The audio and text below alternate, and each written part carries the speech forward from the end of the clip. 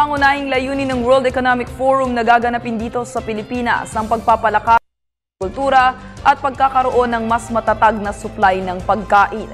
Para sa detalye, balitaan mo kami George Bandola.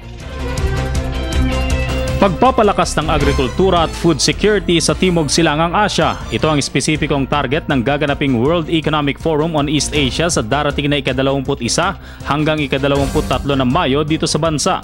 Timing daw na may tuturing ang pagdaraos ng WEF East Asia meeting dito dahil sa pagiging matatag ng bansa sa ekonomiya kung ikukumpara sa ibang mga bansa sa buong Asya. The Philippines is a country which has a success story to share with the world. Is an active member in ASEAN and is also shaping the region's growth. And we hope that we can connect the great success stories and the benchmarks of the Philippines with the global ideas and global leaders who are coming from around the world to Manila. Layunin ng WEF East Asia meeting na mapag-isa ang lahat ng adhikain ng mga bansang kasapi para maging pantay-pantay ang pag-unlad, mapanatili ito at may ugnay sa ibang mga bansa.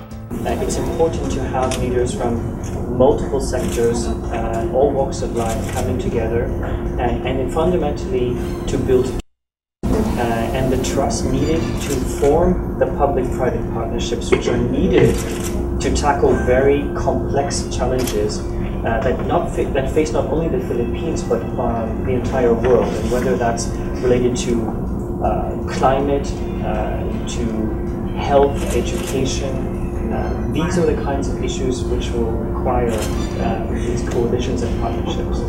Sa larangan ng pagtugon sa kakulangan ng trabaho, pagtugon sa climate change at mga kalamidad, pagpapalakas ng agrikulturang makakasapat sa pagkain ng rehiyon at mga infrastrukturang makakatulong sa malayang kalakalan sa ibang mga bansa at sa buong mundo. Unang ginawa ang WEF Asia meeting sa Vietnam taong 2010, sa Indonesia naman noong 2011, sa Thailand noong 2012 habang sa Myanmar naman ito ginawa noong nakarang taon. Sa mga nakalipas na panahon, nakita daw ang mga benepisyo ng mga bansang nagsilbing host country. Kaya hindi malayong maging maganda rin ang kahinatnan ng pagdaraos nito sa Pilipinas. Lalo pat nakita na ng buong mundo ang galing ng pamahalaan sa pagtugon sa iba't ibang dagok mula sa korupsyon at kalamidad. Under the leadership of President Aquino, as I mentioned before, there have been many positive developments in the country's economic growth. Of the country has improved as seen in our annual study on global competitiveness each year. It's one of the most improved economies in the annual report, and it's also an example of how high growth can be tied to a very explicit agenda of good governance, transparency and anti-corruption.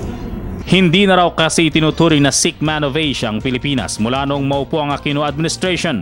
Giit din ni Susyan Palacurti raw, ang head ng WEF Southeast Asia, problema din daw sa kahit saang bansa ang inclusive growth, kaya tinatayang matutugunan na ito dito sa Pilipinas dahil bukod sa mga world economic leaders, dadalaw din sa forum mga iba't ibang sector leaders mula sa pagnenegosyo, pribadong sektor at labor organizations at maging galing sa religious sector.